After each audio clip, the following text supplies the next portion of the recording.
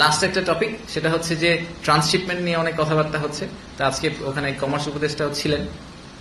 তো আমরা এটাকে আসলে একটা অপরচুনিটি হিসেবে দেখছি, নট নেসেসারিলি যে ট্রান্সশিপমেন্ট চলে যাওয়াতে আমাদের খুব লাভ হয়েছে সেটা আমি বলছি না। আমি বলছি এটাকে অপরচুনিটি এই কারণে, আমি জানি না আপনারা এই পুরো সিচুয়েশনটা জানেন কিনা, সেটা হচ্ছে যে আশুলিয়াতে যদি একটা ফ্যাক্টরিতে বা গাজীপুরে একটা ফ্যাক্টরিতে একটা টি শার্ট প্রডিউস করা হয়, সেই টি শার্টটা বিভিন্নভাবে, ধরেন আমরা যারা নিয়ে অনেক কথা বলবো, let's take Zara as an example.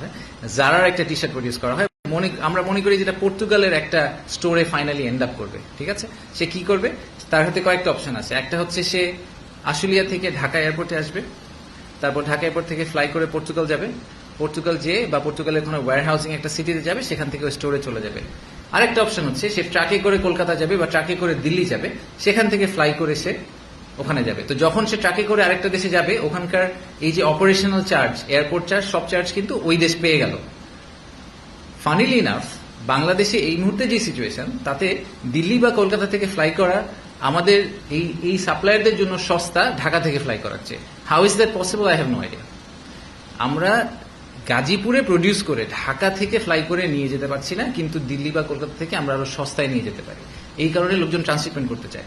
তো এইটাকে আমি এই কারণে অপরচুনিটি হিসেবে দেখি যে আমাদের তো এখন অপশন নাই, আমরা এখন আর কলকাতা দিল্লিতে যেতে পারবো না। সো আমাদের ঢাকা এয়ারপোর্টকে আরো অনেক এফিসিয়েন্ট করতে হবে, তাহলে আমরা বিজনেসটা লুজ করবো।